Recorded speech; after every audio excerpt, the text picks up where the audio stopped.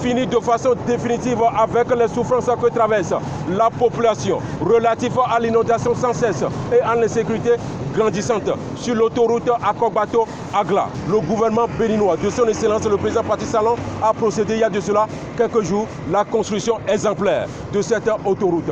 Mesdames et messieurs, tout à l'heure, nous allons parcourir ensemble pour s'imprégner réellement comment cette réalisation a été une réussite ici. Vous verrez ça.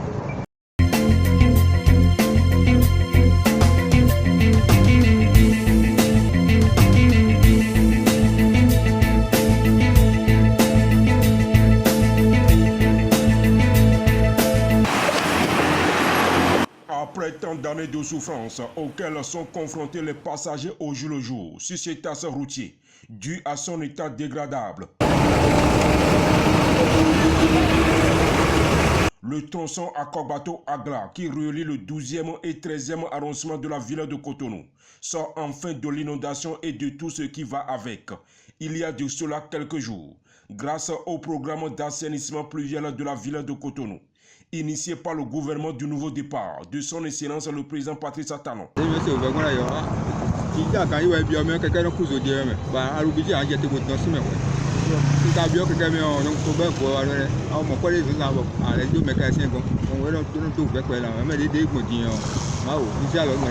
Une action qui vient amoindrir les peines que les passagers et la population de cette localité éprouvaient lors de leur passage sur ce tronçon, pendant et après la saison pluvieuse. Comme vous venez de constater tout à l'heure, le tronçon Agla-Akogbato a changé totalement d'image grâce à la construction définitive de cette route. Il est aisé de nos jours d'emprunter ce tronçon avec certitude, de ne plus revivre ces temps difficiles, car cette route est bien tracée, bitumée à certains endroits et pavée à d'autres endroits, selon le plan d'infrastructure routière.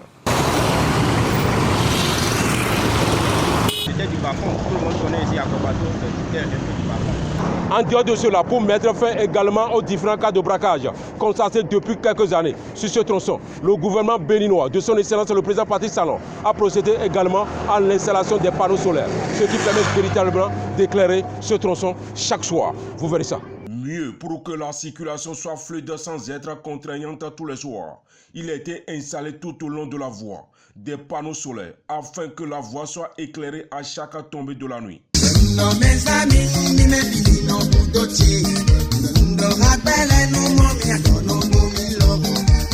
je suis là toujours, on m'appelle Sipa, je suis là toujours, on m'appelle Sipa, je suis là, oh oh oh.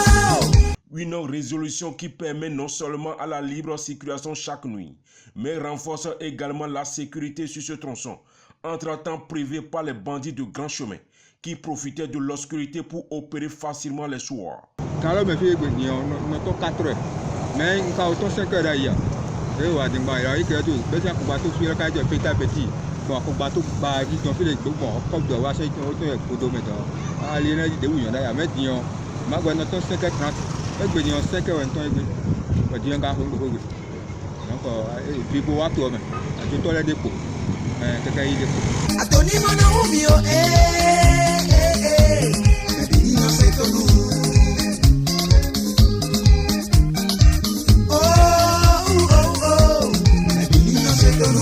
Aujourd'hui, toutes ces souffrances sont bannies pour toujours dans le quotidien de la population. C'est avec joie pour les uns et les autres de circuler librement chaque soir sur cette voie, car elle est bien éclairée sur tout le long du trajet.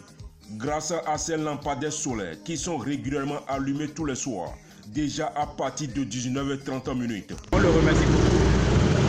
Ce qu'il fait là, tout le monde voit. Merci beaucoup à lui.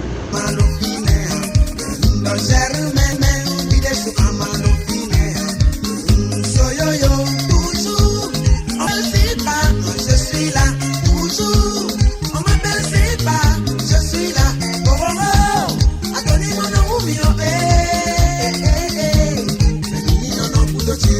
Vous qui avez souffert depuis tant d'années sur cette route à cause de son état désastreux, aujourd'hui rien de cela n'est plus possible. Comme vous venez de constater tout à l'heure à travers ce reportage spécial. C'est sur ce point que nous allons mettre terme à notre reportage préférable. Mesdames et messieurs, une fois encore, merci beaucoup de nous avoir suivis. On se donne rendez-vous à la prochaine dans un autre numéro. Et bye bye.